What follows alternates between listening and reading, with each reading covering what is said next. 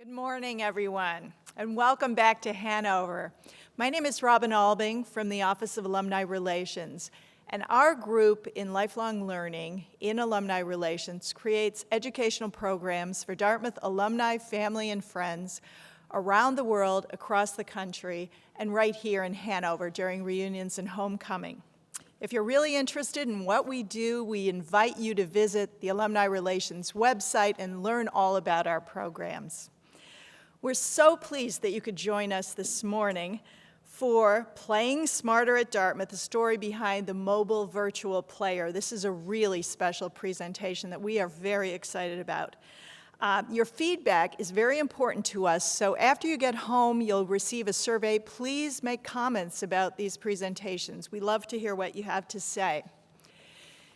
Without any further ado, I'd like to introduce our speakers for this morning.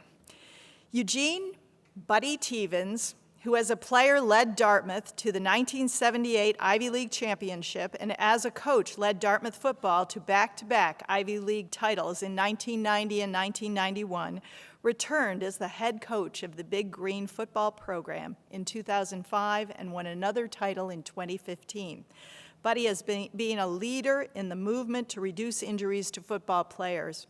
In 2010, he eliminated live tackling from Dartmouth football practices, which was viewed with much skepticism at the time. To continue to make his practices safer and more effective, he conceived of the idea of a mobile tackling target. Working with Dartmouth's 79 classmate and Thayer research engineer John Currier, he challenged an engineering student team at Thayer to design a workable prototype. From that engineering design project, which Buddy and his wife Kirsten sponsored, came the mobile virtual player. Buddy is chairman of the board of MVP LLC and is the face of the franchise. He speaks regularly about his no live tackling coaching philosophy and methods to football coaches and audiences nationwide, from Pop Warner level to the NFL. In May, he was invited to Washington, D.C. to give testimony about his coaching philosophy and methods to the U.S. Congressional Committee hearing on concussions in youth sports, the only football coach invited to do so. Buddy has positioned Dartmouth at the forefront of the growing movement to reduce injuries in football by showing the way to play the game smarter. Equally integral to the success of MVP is John Currier, class of '79, Thayer class of '81, President and CEO of MVP LLC. After graduating from Thayer in '81, John Currier began his engineering career in the oil industry, which included design work on offshore and directional drilling equipment, production engineering, and oil field reserve management. In 1994, John and his wife Barbara accepted a jointly held research position at Dartmouth Biomedical Engineering Center at Thayer, where they conduct industry-sponsored research on artificial joints and implantable materials. At Thayer, John serves as an advisor for design courses, and in this capacity, he proposed a development project centered on Coach Teevens' concept of a mobile tackling target for football. He served as faculty advisor on its design and prototyping and has been active in the tackling dummies' further development into the mobile virtual player. Please join me in welcoming Buddy and John to the podium.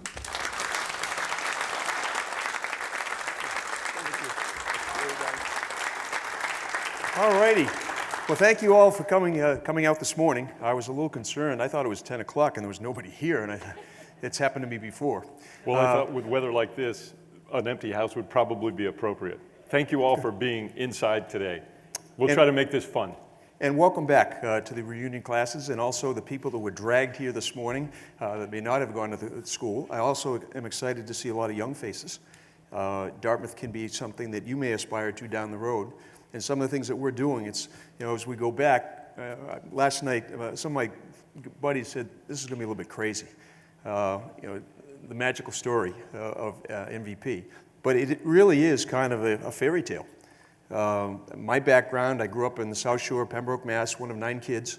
My dad is an alum, class of '52, and I always wanted to go to Dartmouth. Had no background in business, football. I played, went out okay for me. I had no aspirations to do anything but play football. And now graduation, and I entered the coaching profession. So 35 years later, My wife, Kirsten, who was in the audience, I've dragged her literally all over the country.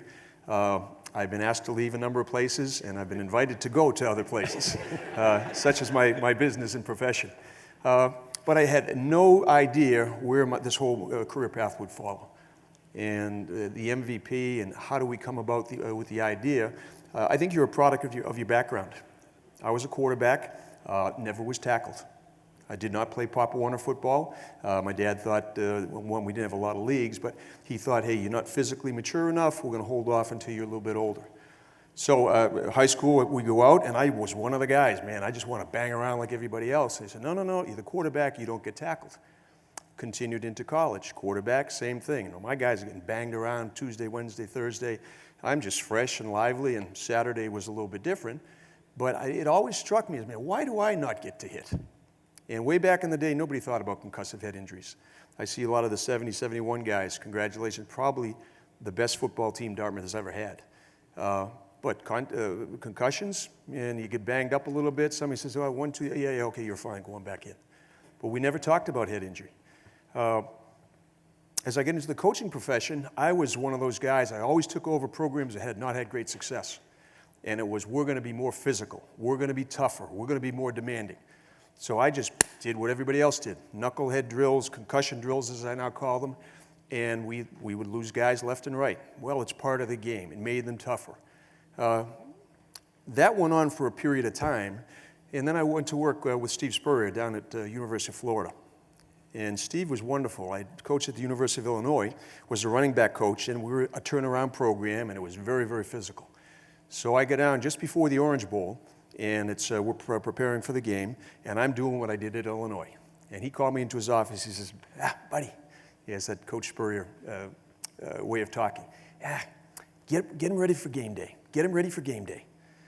And he said, look, you're doing too much. He said, they're playing Saturday. You don't have to play a game Monday, Tuesday, Wednesday, Thursday. And that kind of backed me off a little bit, was there for a little bit of time.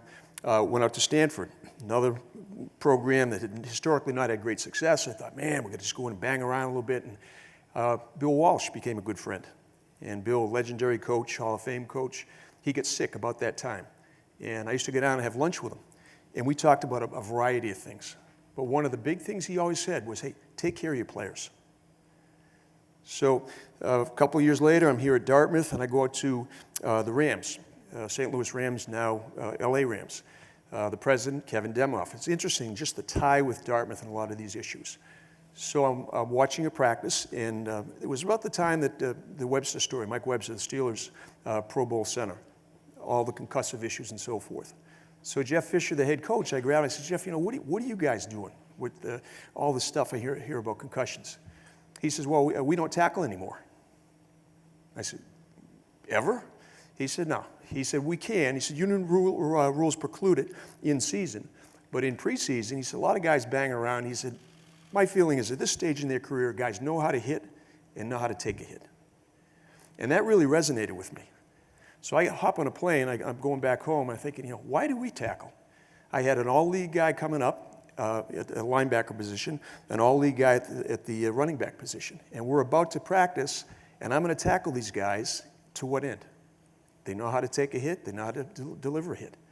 So I studied some tape, and I kind of went through it in great detail, and I announced to my staff, and this was a classic. I came in, and they had no idea it was coming. I said, fellas, hey, this season we're not going to tackle. I was like, yeah, okay, yeah, right, coach, yeah. And punchline, I said, no, I'm serious. We're not going to tackle, and here's why. The clipboards went, guys, now we were 0-10, 2-8. Guys that said, hey, coach, we're going to get fired. You can't do that. The running back coach, the offensive line coach, the tight end, the secondary guy, you can't do that. I said, well, this is what I saw. We teach guys to tackle in a certain fashion. They don't do it on the field. All this form tackle you hear about, I never see a perfect form tackle. And that's all we teach. But what I'm seeing is guys are coming off people, lunging, doing a lot of different stuff. So what we're going to do is devise some drills. That's how we're going to tackle. And it kind of took off from there. Along the way, John Currier became a very, very good friend. We have a mentors program at Dartmouth. And again, just all interwoven. And the mentors program is for my players. Every young guy that comes into our program is aligned with a family in the community. And the charge the family is given is, hey, just get to know the guys. Now, John happens to be well up in the Graduate School of Engineering at Thayer, and he mentors all of my engineering students, and we've got a bunch of them. So he was always around practice. He and his wife, Barb, did wonderful, wonderful things for us. And it goes back, classmates, way back when, freshman year, playing catch, throwing the ball. So that's a little bit of bringing you up to speed from my perspective. John, I'm going to turn it over to you and tell them your story. Sure. Well, I think the reason I'm here is because of this guy, clearly. And as Buddy said, we met each other a little over 40 years ago, which is part of the Dartmouth story. We've been friends since. Our careers have taken us apart and doing very different things, but we've remained friends, and it's wonderful to be back here, you know, both working on campus as staff in different areas, but making this come together. And I think the thing that I am really proud of is there's one place where this whole project actually happened and was brought to fruition, and that's at Dartmouth. And there's some important reasons why that's the case. And one of them is because old guys like us who met each other 40 years ago still get together, we work together, we're in contact, and Dartmouth lets us do that. One important thing is that Dartmouth is not a bunch of silos and departments where nobody talks to one another. The guys on the football team and the staff and the coaches know where the engineering department is, and that's really unusual. If you think about Division I football across the country, I wonder how many Division I football coaches that you can name even know where the engineering building is, all right? This guy is a regular down at the engineering school. That's very unusual. And he lets football players be engineering majors. And that in itself is really unusual. We have, I think last year there were 5 frontline players, Buddy, I think, that were engineering majors. When you're watching a game on TV, see how many of those players that you're watching are engineering majors or STEM majors at all. That just doesn't happen. We had 5 frontline players. I think 22 guys on the roster are engineering majors. That's a really good thing, I think, for Dartmouth, and it's that kind of thing that clearly made MVP even possible. So Buddy is down at the engineering school. When we were working through this project, he was down there at every review panel, at every presentation as the head coach. The students know him, the staff and the faculty know him, the dean knows him, and the board of overseers know him by his first name. And that really is part of what makes this work. Alumni from Dartmouth is another big part of this, because as we were trying to get this whole enterprise going, it's amazing to me how many of you as alums came alongside us to help with advice, with some ideas on what we ought to do legally and in finance and in business terms, and worked with us to get our little fledgling enterprise off the ground. So we're going down the runway trying to get this thing to lift off, and it's been Dartmouth family, Dartmouth alums, friends of football, former players who have really been across the board the ones that have come and worked with us. And that's why this worked here and not at some other Ivy League institution down the road. I'm convinced of that, and we're really proud of this. We're having a ball. This is a really hectic time, but we're having a blast, and we're thrilled that you're here to hear a little bit about it, and we'll try to make it fun.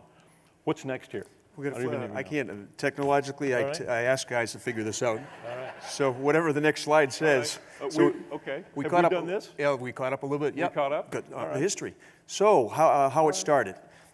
We did the non-tackling thing, inanimate objects, crash pads, agile pads, different bags, used people, but we couldn't tackle a moving target. And I tried everything. I had a golf cart dragging the thing. It just went too fast. We couldn't control it. I had guys run with ropes. And you believe me, it was just brainstorming, trying to figure out how we could do it. So John, again, coming down, he'd be at practice fairly regularly.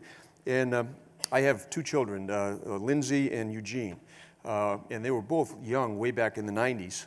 Some of the folks here will probably remember them, about that tall. Now they're about this tall. But my son Eugene had this little, it drove me nuts, a little car with a little joystick and a lot of laughing. You guys had the same. Man, he's chasing the dog, he's chasing the cats, he's running through the kitchen. And that just always stuck with me because it just drove me nuts. So I said to John, I said, man, I've been thinking about this for a while.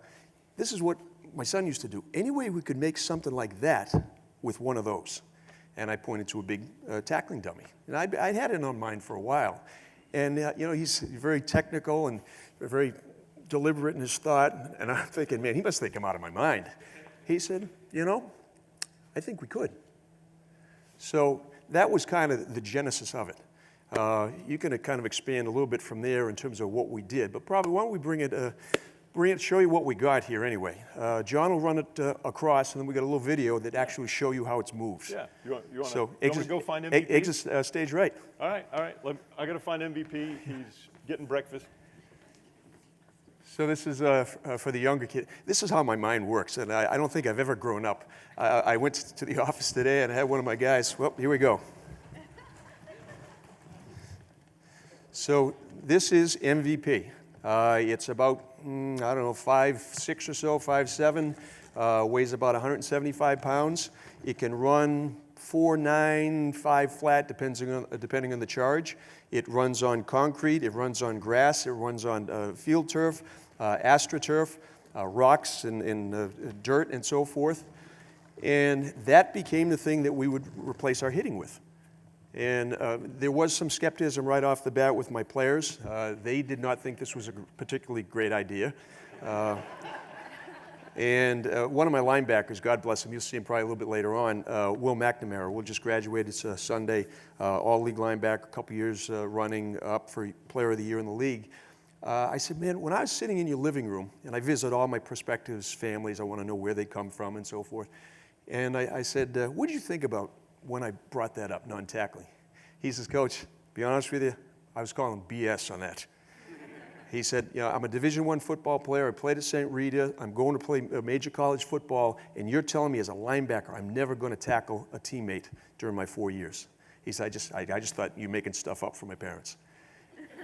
He said, and then I came here. I didn't like it. But he said, as I got into it, he said it was the freshest I've ever felt playing football. I didn't get sore like I used to.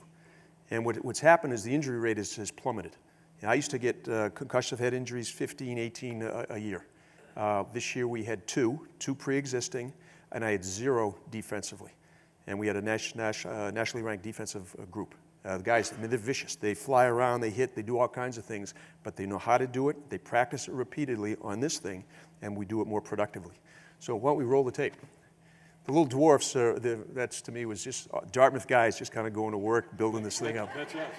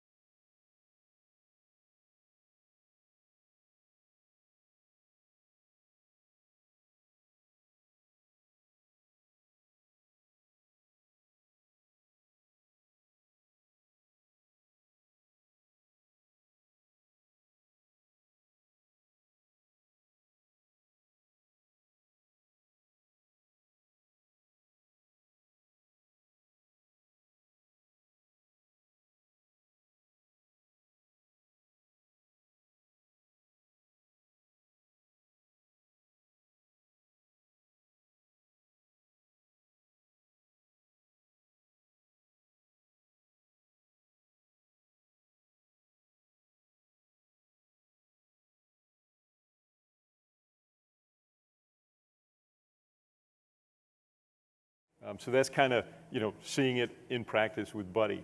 To give you a little more of a background on kind of the academic part or the engineering part of how this came about. There's courses at Thayer School in the 5th year engineering program. It's the Capstone design sequence that's part of the Bachelor of Engineering. And that's our accredited engineering degree. And that is the design sequence into which we introduced this proposed project. And it's kind of an interesting story because we had been talking about this for a couple of years and trying to figure out how to get this off the ground and actually get some traction to work on it. And this BE course sequence seemed to be the way to do it. And so we proposed it, and Buddy and Kirsten actually got behind it and sponsored it. But there are actually more projects that are proposed to that group of engineering graduate students than there are student groups to do them. So you want your program or your project to be appealing, and you actually want it to get picked up and not just left aside. Because if it doesn't get picked up, that means that it doesn't really get done at Dartmouth. So this was 2 years ago in 2013. Our first game of the year was at Butler in Indianapolis. And my daughter happened to be going to Butler at the time. It was her senior year. So I went out to the game. I went out with a team. And at the hotel, the team hotel in the lobby, I talked with one of the players named Elliot Kastner, who's been part of this story all along. And he was one of the engineering students in this BE program. He also played defensive lineman for Buddy on the team. And again, that's an unusual thing to have happen. And so I was in the hotel lobby and I talked to Elliot and I said, you know, there's a project here we really want to get going. We want good people to pick it up. Would you be interested? And Elliot said, sure, let me do that. And I asked him to recruit other good engineers to work on it with him. So we had a group of 4 engineers that worked together on this from September of 2013 through about March or April of 2014. And that was the academic portion of what was done. So it's had actually several years of early development. There were some rocky times in the middle. Product development is not a snap your fingers type of process. And it actually was August of 2015, last year, before this became something that you actually wanted to look at, wanted to run around on the field, and wanted to hit, and that looked something like this. So this was kind of what we came up with. This is kind of our 2015 late summer model, fall model, right. Something like that. So that's a little bit on the background on the engineering side. So this clearly is a project that grew out of Thayer School. It was fun to go down, and John was kind enough to invite me, and I felt like a professor. Professor of footballogy, I guess. What comes to mind is Jack Nicholson and One Flew Over the Cuckoo's Nest, and it's Dr. So-and-so, Dr. So, and Dr. Teevens. But to see the time and effort these guys put in, and it was fun having Elliot there because he's working on this during the day, and then he's coming down and he's telling me about it. We're working against it in practice, and he enlisted a number of his teammates. So guys are learning how to kind of control and design and so forth. And again, just my point in terms of collaboration, it was as good as it gets. And I think that's something very, very special about Dartmouth. The engineering department, the engineering dean allowing us to come down and letting me come in and talk about things, the engineering professors, faculty would come down, they heard about it, they're kind of taking a look at what's going on. The players would talk about it openly, and it kind of started to grow. Alums started to come in. They had a tremendous interest. The communications folks on campus were phenomenal, just helping us, naive, we didn't know what we were doing. Just it seemed like a decent idea, and it started to grow. Who were the people who we went to? Dartmouth guys. Chris Jenny. Chris is president or CEO of Parthenon, recently retired, and he was a roommate. Hey, Chris, man, we got this idea, and what do you think? Doug Florin. Doug, very, very supportive of the college. His son-in-law, Ray Saucy, played soccer here. He said, well, Ray does a couple of these things. Why don't you call him? And at every turn, I had a guy, Ryan Spade. Ryan was huge down on Wall Street. And he was working with us. He really did well on Wall Street, so he didn't have to work anymore. So he came up and he coached. And along the way, he's going through this, and he says, yeah, you might want to try, you might want to try. So me, the country bumpkin, who has no idea about any of this stuff, is every turn talking to engineers, talking to investment guys, talking to legal people, all Dartmouth. And then the support the college had. And so it started to kind of leak out a little bit, and we did a couple of different things. We'll show you another video here. You may or may not have seen it. This is probably one that got everybody's attention.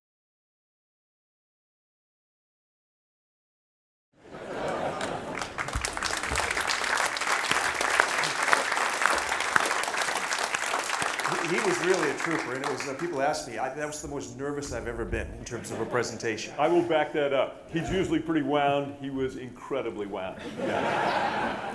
And the kick is there is no warm-up. Usually they'll give you a list of questions or something else. We sat down, we watched him work, and he's brilliant, just back and forth and everything else. Came over, very, very nice. He said, well, I'll see you later tonight, and that was it. So we're waiting for hours, it appeared, and 2 minutes before we go, the producer comes in and says, okay, you're on. Okay, and she says, and he likes people that are a little bit more interactive. What in God's name is that supposed to mean? I'm nervous. So we went out and off it went. But the setup for this was, we got a call, and I thought it was one of my classmates, a crank call. Oh, yeah, we'd like you to be on the Colbert show. Yeah, okay, yeah. But it was serious. And it was before homecoming, the Yale game, which is a big game for us this year. And I said, look, I can't do it. And I'm going back and forth. They said, well, yeah, we couldn't get down there. Dartmouth alum, someone volunteers a plane. And says, look, we'll get you down, and there's some nuances with batteries and all that type of thing. Couldn't fly commercial. So brought in a plane to Lebanon, went through our morning meetings, hopped in the plane, off we go. So Dartmouth makes it happen again. And then we get down, and we're kind of off and run, or thinking about it. But I ran it by my captains, and I said, guys, look, I'm really struggling with this. I said, I've been coaching a long time. I never miss practice. And I said, at the Colbert show, and Coach, man, you got to go. You got to. It wasn't even, we're going to miss you, or hey, it just out the gate. So off we go, and we got obviously an awful lot of attention from that. And it continues. ESPN, C-SPAN, CNN, Vermont Public Radio. It's just crazy. So Dartmouth Public Communications Board helped us out a little bit and rolled this out. Some of you may have seen this, but it had over 1 million hits on YouTube. Big news at Big Green tonight. We're coming to you live from Dartmouth College, where the athletic department started the day with a stunning announcement. As you know, Dartmouth football had great success last fall. Part of it was the reduction of injury that we had, and that was due in large part to the addition of the MVP, or mobile virtual player. It reduced the opportunity our guys had with hits, but in practice, but that's not enough. We think we can go a little bit further in game day. So what I'd like to announce today is that in the future, we'll line up 11 MVPs, and they'll compete in the games for us. It's a wonderful opportunity. Our players will execute their responsibilities via remote control, and I think you'll see real clean execution and performance from the MVP from this point forward.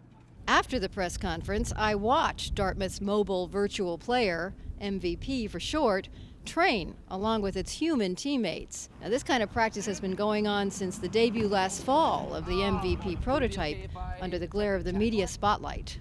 Go. 4 flat 40.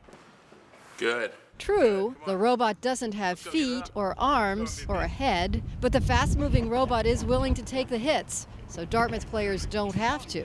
And MVP is proving itself to be almost game ready. Oh! Hands! Jeez. Go. Go.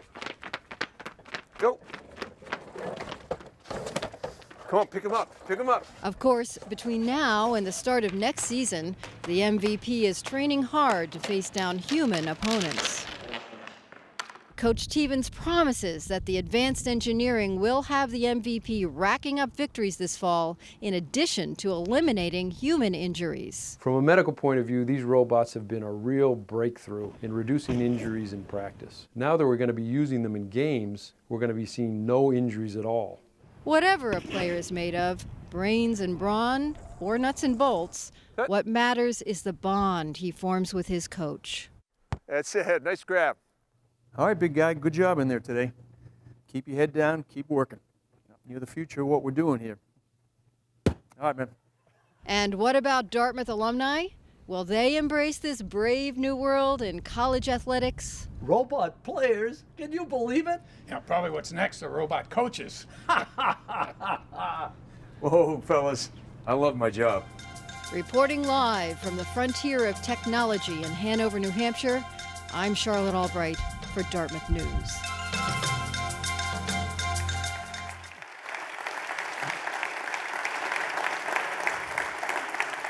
That was the brainchild of John Kramer, who works with the college, and it tremendously well received. And Charlie Carr on there, the MD, really is the team doctor, and Charlie Carr's a 79 as well. So it is kind of a 79 heavy enterprise here. So we had from this just obviously a great deal more attention, and people started to talk about, hey, can we get one of those? Or how do we sign up for it? What difference is it making? And I've had a lot of folks. I joined up with a group called Practice Like Pros. Guy Terry O'Neill out of Connecticut, a former NFL exec and HBO guy, said, I really like what you're doing. How do you do it? And would you be willing to talk to people nationwide about it? So I agreed to. I thought it would help the game, certainly create a greater awareness of Dartmouth football and what we were doing. So I've been kind of on the road, and it was started a little bit, and then a little bit, and then all of a sudden it's just really taken off. And people ask, and they say, well, how do you, as Colbert said, how do you make your guys tougher? And to me, toughness is not just beating people up. You have a mindset, and you can have it academically. Some of the young folks here, you're just grinding through. It's not all that easy. You may find a way. And you create a toughness as a mindset. And I tell people all the time, I go in the playground, and I can pretty much figure out who's going to be what type of athlete. You know, the guy with the shoelaces untied, untucked, snot running down his nose, running into things, probably going to be a football player. You know, someone else, a very athletic, kind of moving, doesn't engage as much physically and so forth, a cross-country runner, basketball player, tennis player and so forth. And then the little fellow laying on the ground screaming and crying, soccer. He'll be a soccer player. I had to throw that out. I have a lot of good soccer buddies, but that plays fairly well. But the idea, you hear a lot about rugby tackling. Pete Carroll's been very, very outspoken about how to tackle properly. And again, Dartmouth connection. Alex Magleby. Alex lives right down the street, Dartmouth grad, head of USA Rugby. So we'd get together at the Dirt Cowboy and sit down and just go over tackling skills. You know, football for years, and again, nobody talked about concussions. It was, hey, stick your head on them, put your face on them, drive through them, butt them up. Everything was up top. And years ago, it was not that way. Before they had face masks, people tackled with their shoulders.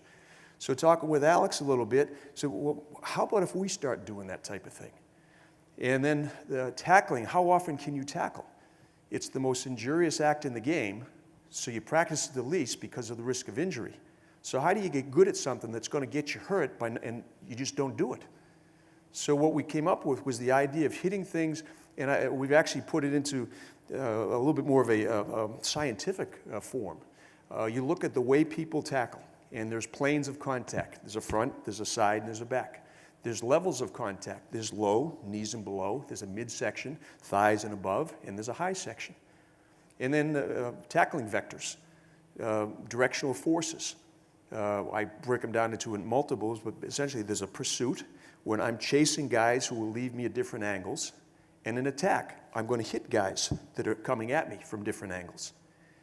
And then looking at all those, I break down tapes and have a neurologist, again, tie in, DHMC. I've been called multiple times to talk about these concussive head injury summits.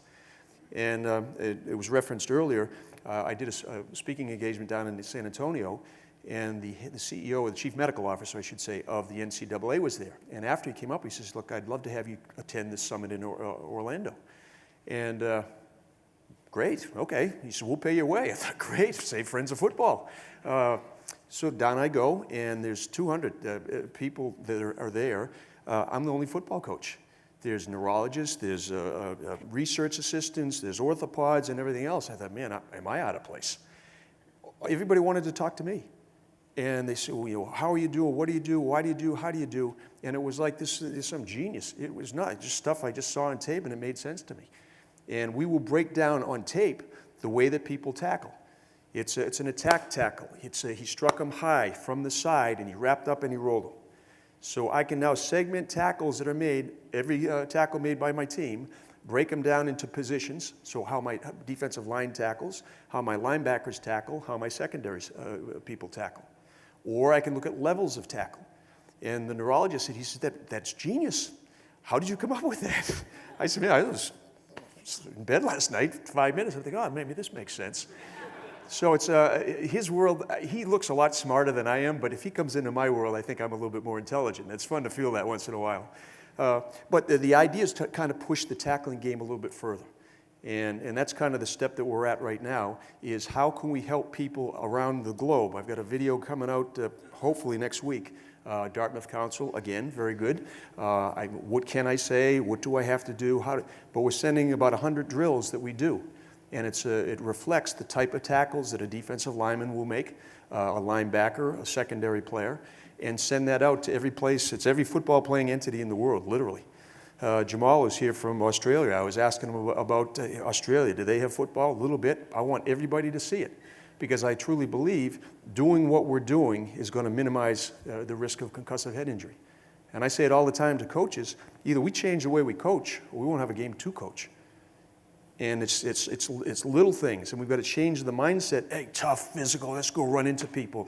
That's not going to get the game a long way, and we're coaching people's children.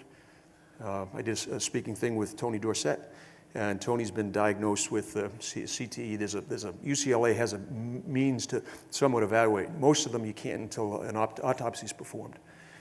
But I heard him speak, and I had had a chance to talk with him before, and I picked him up at the airport, and I thought, he didn't like me. And I called his agent, and I said, look, I don't know if it's, he said, well, he has good days and bad days. And I didn't know about the history. And he was very eloquent in his comments. He said, I was that tough guy. Coaches want me in, I'm good, coach, let me play. And he said, right now, my kids, they're getting married. I don't know if I'll know who they marry. They have children, I may never even be aware of it. And I'm thinking as I'm sitting there, whoa, I'm coaching guys, and I can affect what the outcome might be. A guy from the New York Times said, well, how many hits do you take off you guys during the course of a year? I said, I have no idea. Hundreds, thousands, tens of thousands. You start to quantify them, it's a lot. And well, how do you play the game? Well, you tackle other things. Well, my guys will tackle 600 to 800 times per year, depending on your defensive position. Never once tackling another player. And in terms of, we do sensor work with a lot of our guys, and the impact, G-forces. And you can get up 120 Gs, it's like a car wreck. And that's not unusual during a ball game. So we did sensors when I was first here for 6 years, and then this spring we brought sensors back. We compared the hitting amount, 40% less hits in practice, and the magnitude was down 25%. And I said, okay, I'm not a numbers guy, so that sounds okay. He says, Coach, that's ridiculous to have that difference by what you're doing. Now, it's a small study, so we've got to go a little bit further. But doing that type of thing, people ask me, well, can I do it too? You can do it at any level. And it's kind of an educational process. So I'm getting a little bit verbose. So anyway, we start going forward, and people are calling. We think, oh, hey, maybe somebody else might want something like this. So we called Dartmouth people, Ryan Spade, Chris Jenny, Doug Florin, Ray Sachi, and they came up with an idea. And then John stepped in as the CEO, and I'll let John embellish. Yeah. Well, I can give you a little thumbnail. As Buddy said, we got lots of media attention, which is a double-edged sword. It's great to have, but it builds expectations up, and then you have to meet them. And so when Buddy was on Colbert, Buddy, they say, in our team, Buddy has a TV face and I have the radio face. And we haven't been on the radio there. So he got to be on Colbert. But that everybody sees you, and suddenly the expectation and the understanding of where you might be is beyond where you might actually be at that point, because we were still working through the engineering parts to get things field ready. There's a lot of difference between making things look snazzy for the Colbert show, where you get to practice a little bit, and having it on a football field for seasons at a time, and all those hits that Buddy's trying to save his players. So we had to really put our foot on the gas and move through the business formation process pretty quickly, because Dartmouth is a institution, academic institution. When you form a company, you need to move outside of Dartmouth, and you need to do that pretty readily. So MVP is mobile virtual player. You're looking at our logo and now our trademarked name and logo. And we formed a company in the form of an LLC, and we got some really angel funding to get us going last fall to move to the next phase. And really, January 1st of this year, we moved our offices to the Dartmouth Regional Technology Center, which is out at Centera, right over the border into Lebanon. So we have a little office over there. And that's really where our company is. So you're looking at the chairman of the board over there, and Buddy. So I actually work for him now. And I'm kind of the manager. I do the same thing whenever I reference myself. Well, and my card says CEO, and I really thought that was a big deal until I actually started doing it. And for you guys, CEO means coach and equipment organizer. That's really what you do. So, and then we have really 4 other people that are working for us. Elliot Kastner, who is one of the lead engineers, fantastic engineer and a great football player and a great guy. Quinn Connell, who is really our head engineering guy, a hands-on guy, was the co-captain of the rugby team when he was at Dartmouth. Ryan McManus is our head of marketing and PR, and he just graduated. He technically graduated last year, but he played his 5th fall. He was an outstanding receiver, I think the 3rd leading receiver in Dartmouth history, and a great guy. So he's working with us, and then we have a CFO who's a Tuck grad who we work with as well. So everybody's Dartmouth, and so we all bleed green. And so that's kind of how we're set up now, and we're moving ahead on the business side. We did a lot of testing with football teams in the spring, and that was quite successful. We were really pleased with the feedback that we got from teams, all the way from high school teams up to some NFL teams. And I don't know if you have a video in there. Do you have a video in there? We do. You might touch on Rogers, just merging with Rogers. Great point. Because we came from literally a lab and some rusty parts in their school to needing to get these things out on the field. And so we partnered with Rogers Athletic, which is a football and weight equipment company in Michigan. They're in Clare, Michigan. And we partnered with them through a licensing arrangement where they use our technology and are developing and productizing this. So basically the stuff that you see here on the outside is produced by Rogers Athletic. And we picked them because they do good work, they make great equipment in this world. Buddy knows that world really well, and we picked them to work with us in the years going ahead to get this thing productized and out there in the market, because we weren't tooled up to do that as quickly as you would need to do it, we thought, given what the market and the timing for the opportunity is right now. And then patents. Oh, exactly. Back in December of 2013, the idea, the concept was disclosed in a provisional patent application. That went to utility the end of December 2014. That's about a year and a half out, and we expect our first patent hopefully to issue.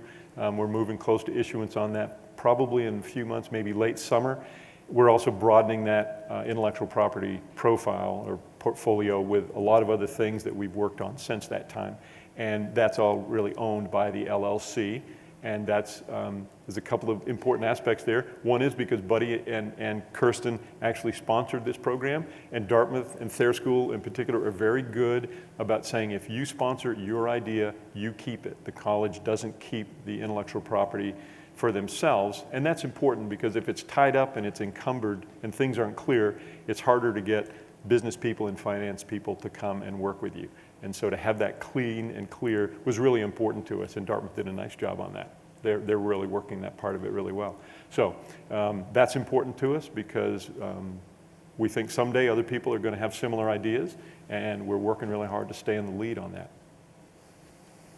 Pretty what good, else, buddy? So we have a video you can dial up. Yeah. And now is this our? We had some guys went to. We're doing the. Attention from the upper level folks, the NFL, and we've had a couple of test opportunities, this being one of them with the Steelers. Again, Dartmouth connection. Dan Rooney's a quarterback, played for me, graduate of Dartmouth College.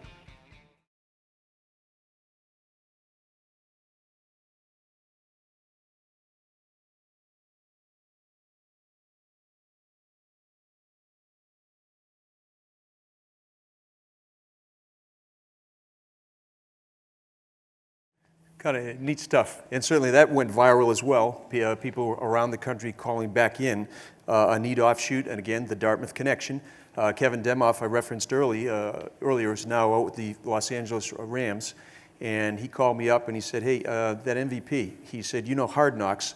I said, yeah, it's a reality TV show built around preseason football. They had the Atlanta Falcons on last year. He said, well, they're doing us this year, and we'd love to have MVP out for our preseason.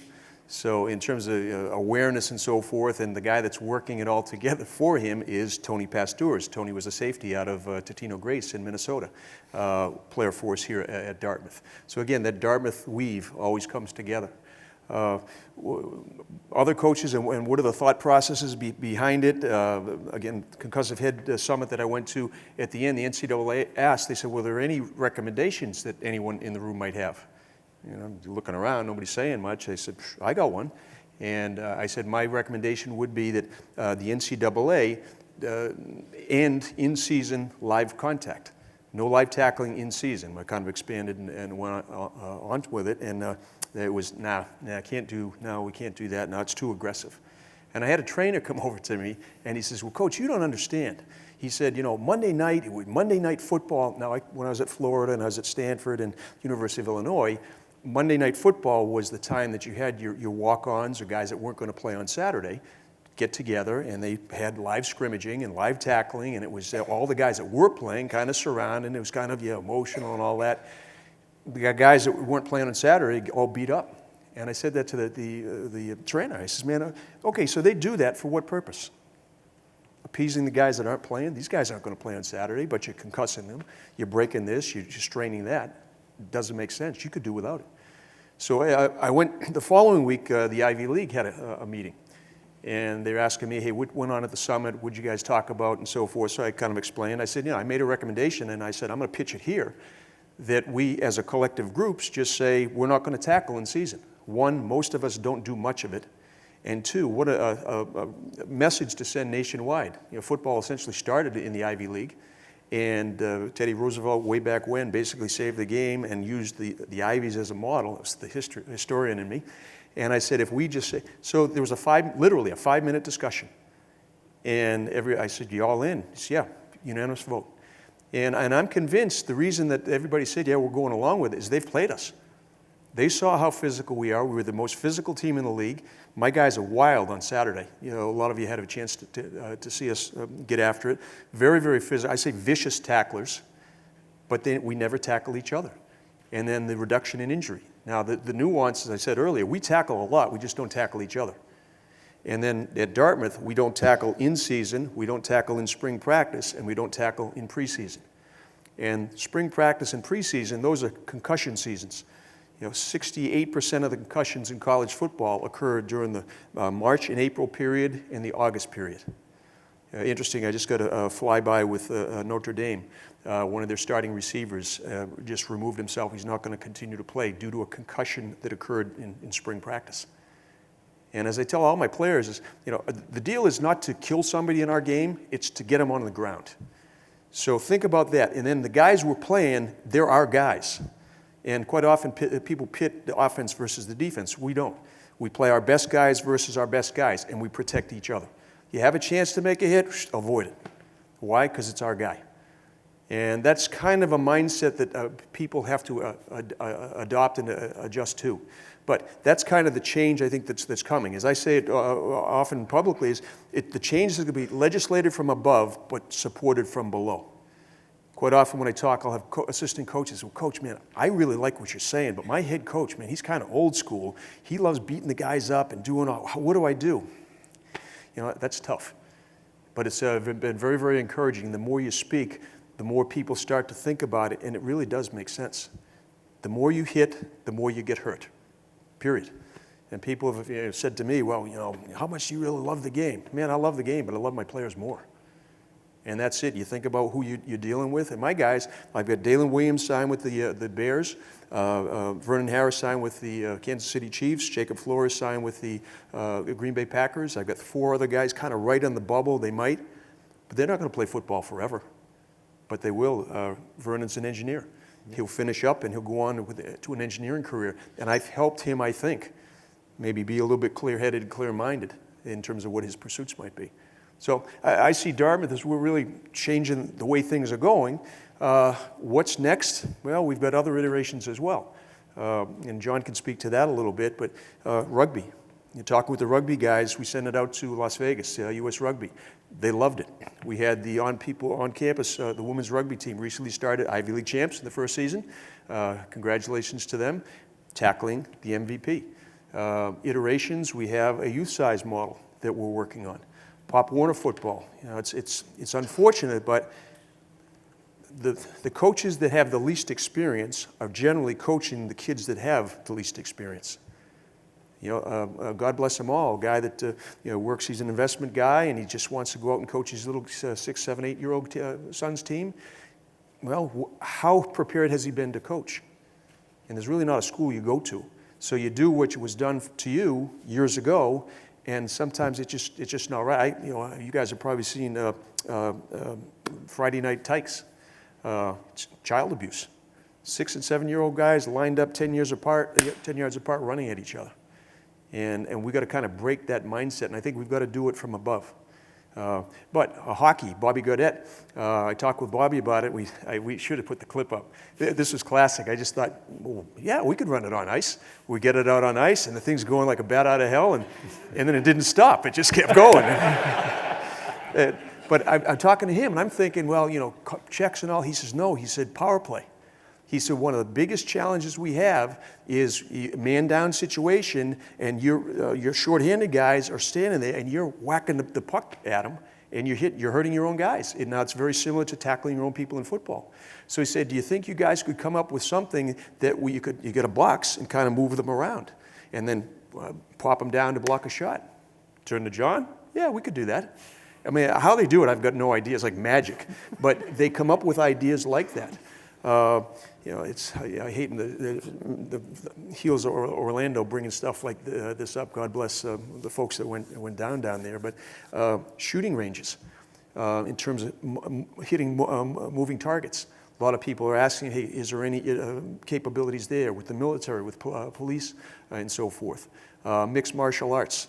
Again, things where you're hitting another human being, can you replace it? We had a call from Madden, guy that runs Madden games.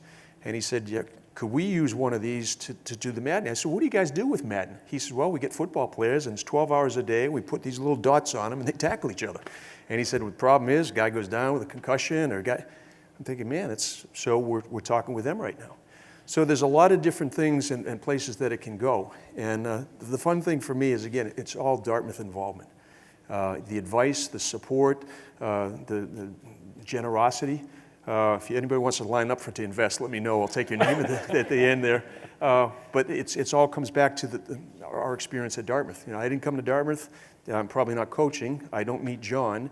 The engineering program, I never come across that, and the guidance and the advice. So it's been fun to see. In terms of controls, John can expand upon this. His vision I have is to have 11 guys off your iPhone. Bang. Have 11 guys run down the field. We want to practice the kick return situation against Harvard. You line them up, you dial it up, you hit one button, and off they go. Or have my quarterback throw our pass tree with multiple receivers by himself. Hit his phone, drop back, throw to the appropriate one. So there's a lot of different things that can be done, and John can talk to that as the guys are working on it now. Sure. Yeah, as Buddy said, there's lots of things we're working on, trying to pedal as fast as we can, and a lot of them are more mechanical things that might make this adaptable to different applications, different sports. You mentioned shooting sports, working with training, law enforcement, and things like that. So that's a good one. And then on the control side, when you get this out on the field, it's interesting to see the coaches and how creative they are and how imaginative they are to say, oh, man, if I had 2 of these, if I had 3 of these, if I had 5 of these, this is what I could do. So one thing we're working on is just the programmability, is to make this a little bit different. Right now, this is just an RC controller, so it's fairly simple, but it works fine for the kind of control that we're doing right here now. But there's a lot more imaginative things that you can do out in a drill scenario where you want a group of MVPs to represent Harvard's receiving corps. Or things like that. So, and that's especially, the higher level you go in football, the more important those things are. The pros really don't use this to tackle, because they really don't tackle that much, surprisingly.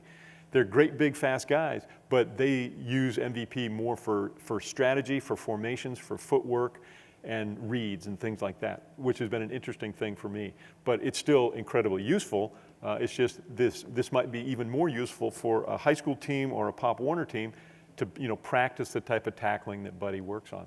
So we're trying to kind of build out the product line of what we're going to come to in the future. And right now, this is kind of the baby that we're getting out there this fall with a number of NFL teams and high-level NCAA teams who have seen them before and want them back. So as he said, Hard Knocks is a great opportunity for us. Media you couldn't buy otherwise. So. We hope you'll be seeing it on Hard Knocks this fall. In the NFL, they've reached out appreciably as well. We've had a number of conversations and meetings with them about how can this impact. And their big interest is youth football. So we're kind of in talking and planning stages with those folks. And I do. A lot of people malign the NFL, and I use them as a model. They do what they do, and they never tackle. And I think we can do it at our level. I think you can do it at the high school level. I think you can do it at the Pop Warner level as well. Teach the skill sets of the game in a safe fashion, the value of being in a team sport and so forth. There's great attrition right now. At the lower levels, people, moms, dads, they don't want their children playing. And I think if we do a better job with it, and talking with a lot of neurologists, it's not an all or nothing. People say, hey, you can play the game and you can play it a little bit more productively and successfully, but we've got to educate coaches, and then parents have to understand it as well. It's interesting just going through some of the data that I see. It's not just football, it's lacrosse, it's rugby, it's ice hockey, it's women's soccer, you name the sport. And how do we help make people a little bit more safe and a little bit more comfortable playing the game? So You're going to show this. You're going to show this. yeah, movie. and What's all is that good in the piece of Upper Valley. hardware? We went from being a very good football team, very committed guys, to a championship season. And it's fun for me. Those guys walked last weekend, 30 guys, about 6 of them that were going on to try with the NFL will come back and finish their degree either during the fall or the winter. But it's a pretty cool deal. First time in 19 years, and an awful lot of pride the guys have. And I'm very proud of the fact that they're doing it in a safe fashion. They're going to go out and they'll be contributing members of society, wonderful members of the Dartmouth community. So kind of symbolic, we're on top of the world. We took them on a hike up Mount Moosilauke and we lugged up the championship trophy, which weighs about 50 pounds, and kind of sent that off. But that's kind of what we had. We figure we give about 15 minutes if there are questions. Anybody wants to come up, you want to tackle it, have at it. Otherwise, I know you guys have many, many things going on, but I really, again, I can't thank enough Dartmouth for what it did for me and the Dartmouth community, the Friends of Football. Many of you are here today, the support that you've given, and the encouragement as well as we've kind of gone through this. But I will stop there. John, anything to add, or we'll just kind of pitch the questions? I think we ought to let folks ask questions, and we'll try to answer things we haven't covered before. Yeah.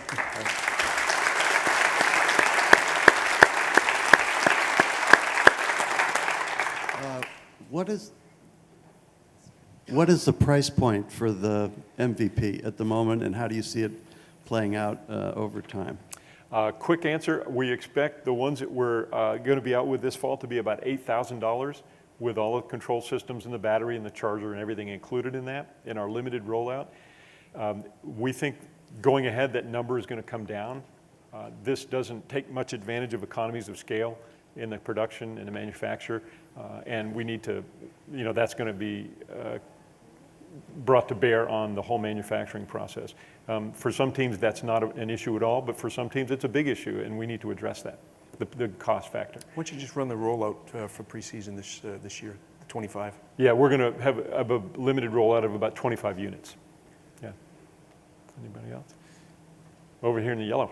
Just curious how often the MVP himself gets injured. And do people who purchase it worry more about the MVP breaking down than their players? Great question, and I would say yes. I mean, coaches have a good understanding of what's going on with their players, and they know how to worry about that and how to deal with it. And this is an unknown to them. So clearly, the first question is, well, the first thing is I think the performance of it is a pleasant surprise to most of the coaches that we've seen. They go, whoa, we didn't think it could move that fast. Because it'll move about as fast as some of the fastest players on the field if you just want to make it go that way. And they say, oh, okay, well, how much does it cost? That's the next question, and how long is it going to last? And so part of our whole beta testing phase that we're going through is to answer those questions so we have some confidence to tell people that and what the warranty and backup is going to be on it. Yeah. We used it all season long, and basically there was no repairs. Yeah. And we hit it every day. There's going to be things that go wrong, just like with my car and truck, they go wrong. But we're trying to understand how that's going to be. We've been pleasantly surprised at the beating that this can take. This one has been abused here all spring practice. And so basically with some minor repairs, it's been pretty good. I've been pleasantly surprised about that. And so far, no hoverboard reaction. Yeah, right. Yeah. I was. Okay. Yeah, so if you go to a coaching staff that is naive to the MVP, how long does it take to train them so that they can effectively control it in a live practice situation? Well, I'll answer that partly. It's really important that you do that right, because it can be like the Christmas toy that comes out of the box and then it just sits on the side. It doesn't get used. So the teaching the coaches and working with them on integrating it into their drills is really, really important. Buddy's all tuned in and he's ready to go, but not every coach, in fact, no other coach is that ready to apply this. And that turns out to be a really important part of the way we hand these things off to coaches and why we're not coming out with a big group of them this fall. We want to get that right. The Anything big to thing add? with kids nowadays, managing, so everybody does the video stuff. So it's second nature to a lot of those folks. The older guys, I struggle with it. Younger guys, piece of cake. Others? I had a question. Student involvement, how extensive was it, and were any of the inventors named on the patents students? Yes, on the applications. patents. So on the original patent, all 4 students in the group are on the patent, as is Buddy. So yeah, they're all named, and in fact, the list of potential inventors on the follow-up patents has actually grown with involvement of different people. So yeah, they're all on it. Where's that microphone now? Just, go ahead. Yeah, Buddy, how many do you use in a typical practice? We've used 1 or 2. That's all we've had available. I'll probably go up He'd to, use more if we could get yeah, him to I'd him. load them Yeah. up. You can use it at every spot. We're recommending 3 for a purchase for the NFL guys. 3 to 5 would be ideal. And as the price drops, I think we'll probably just load up with them. On the drawing board right now, that's kind of the perfect size for just about everybody. Inside guys, backside guys, defensive linemen. How often does a defensive lineman ever tackle a quarterback? So how do they actually practice tackling? That deal. Other questions? Guy in the red. Yeah, Coach, a lot of appreciation I just want to express. I'm here with my son today. I played football at Dartmouth in '86. I'm here with one of my teammates. I gave up playing my senior year because I'd go out to practice and tell the coach, it feels like my head is a thermos, and when I hit the other players, all the glass shatters. Okay? I've had 2 bouts of encephalitis as an adult. We've managed to treat and get into remission, but I have no doubt what the cause of all that is. So my son's here. I told him I'd never let him play football, but I grew up loving it.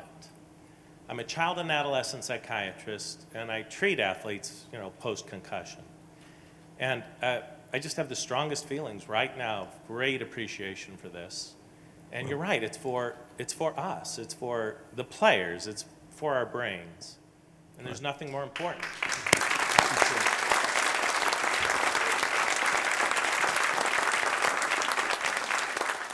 So I do want to say, John, I'd let you come play for Coach Teevens. Start with touch football, and you kind of work from there and learn the skill set and the team capability. But there's a lot of questions. One of my guys, Josh, I'm drawing a blank on his name right now, linebacker, and he's head of concussive head injuries down in North Carolina. Josh Bloom. He said, Coach, you don't realize it. He said, you're saving concussions by what you do during the course of the week. He said he calls it priming the pump. You get hit on a Tuesday, and it's you play on Saturday, you get another hit, you're out for 3 weeks. Yeah. If you don't have that hit, the one on Saturday probably doesn't send you. It was cumulative for me. That's all I could tell you. I'd start off the season fresh, but by October, I dreaded practices, and by November, I was enfeebled. It's amazing. We all go through it right now. I'm forgetting my keys, forgetting the name of my dog. It's like, yeah, am I getting older or is it my head? Other questions? Yes, ma'am. Or yes, sir. Nope. In the back. We've got microphones. I just go ahead and yell out. They're managing microphones here. Buddy, we've Yes, got sir. one over here. Thank you. Question about competitive advantage, Buddy, and you establish it by just simply having more players, healthy players, for Saturday. When it comes to the tackling skills, within practicing with the MVP, are there things that you notice from your players specifically? Let's say a fan like me watching on Sunday can look and say, he's not doing it right, and this is an opportunity to maybe learn skills that he was taught improperly when he was coming up through the Pop Warner ranks? A wonderful question, a muscle memory. Because we can tackle this with great regularity, we do it more, we're better at what we do. And what I'm finding strategically, a guy goes in to make a tackle, and when we break it down, I mentioned the different planes and levels, in a drill we'll say, okay, we're going to have a chase tackle with your left shoulder. All right, we're going to, and you're going to hit it high. Okay, we're going to go a low right shoulder on a pursuit, a side pursuit. So you can see it all on tape, and we just copy what we do, and you tell them head placement. We were just shoulder tacklers, and people talk about shoulders. We're more specific. If I hit this thing high, I'm really hitting with my pectoral muscle or the front of my shoulder. I start to go to a midsection. Now I'm going to the front, to the top of my shoulder. And if I get way down, I'm too old to get down that far, it's the top to the back of your shoulder. So you start to train people, and it starts to make sense to them. And that's so, how do you protect yourself? The worst, the concussive things are front and top. And in terms of you drop your head, so we talk about eyes up, never talk about head. Get your head completely out of it. But what I'm finding is, and the football players in the room, defensive guys in particular, you remember when you stand somebody up and your free safety sticks his helmet right between your shoulder blades. Not hitting the guy, he's hitting you. And that's it, was just hurled to the ball. Now guys say, he's in another colored jersey, hit the other colored jersey.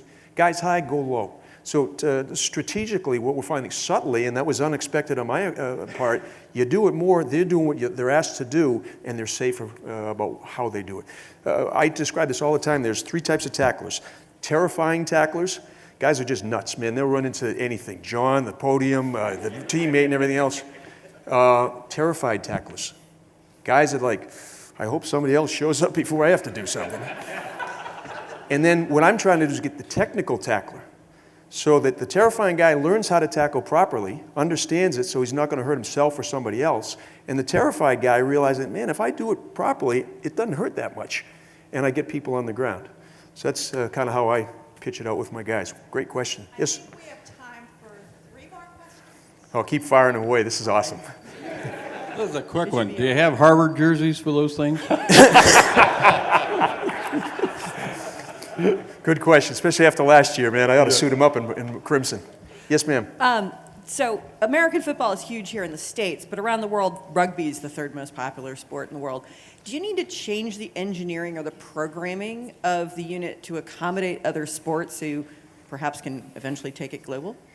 Good question. John, you want to hit that, or I'll take it? Rugby is a great example, and we're looking really hard at that. We've worked with actually the USA Sevens rugby team. Madison Hughes is a Dartmouth 15 who's a captain of the rugby team, and he's worked with us on tackling it, and we went out to Chula Vista and let them use a unit like this out there just to try it out and see about it. There are some changes to be made. They're not significant. A little bit to do with size and diameter is what you'd like to work with, because some of those people are going to be a little smaller in stature, and they want a little bit smaller, but nothing that's insurmountable. But I agree, that's a great market to look at strongly. One last question here. So I Good too. Fire, we get 2. Go ahead. Hi, Coach. So understanding your methodology in an effort to, and you're teaching more technical tackling now.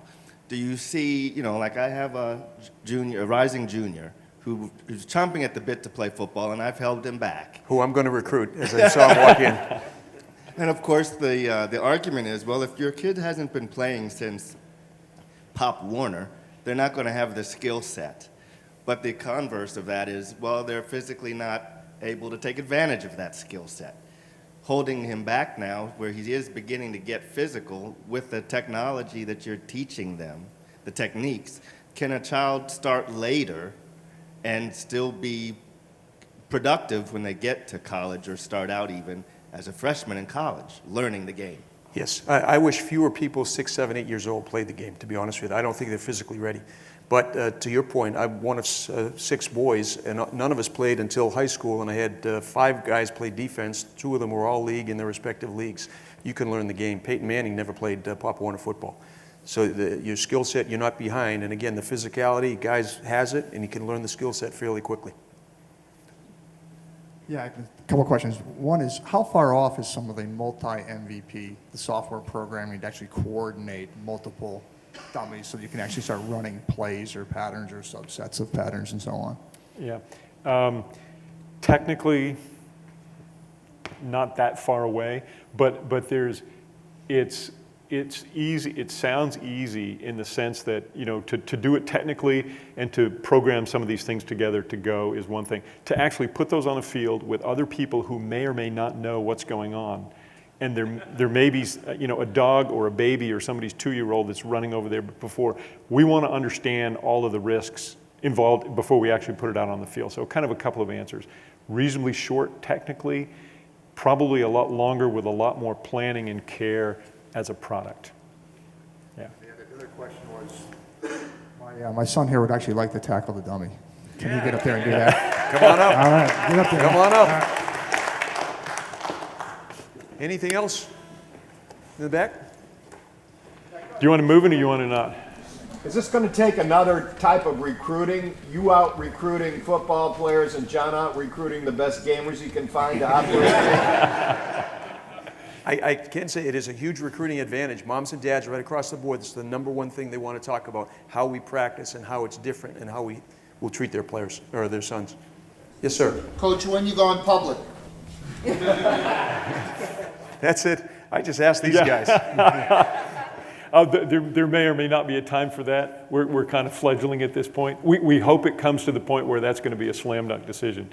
That we'll all be really happy when that occurs. But for now, we're not quite there. It's a privately funded thing, and it's been funded with really close friends of Dartmouth and a buddy and of Dartmouth football, and that makes a really good story and a great setup for now. Yeah, I'm just hoping it goes enough that I can pay these guys back. That's probably my hope. I know you have other things to do. Thank you all for coming, and hopefully see you next fall. Enjoy your weekend. All right, man, have at it. All right, I'm not going to move it. I'm going to let you go. All right. Thank you, everyone. Good stuff, man. How about that? It wasn't too hard, was it? Good stuff.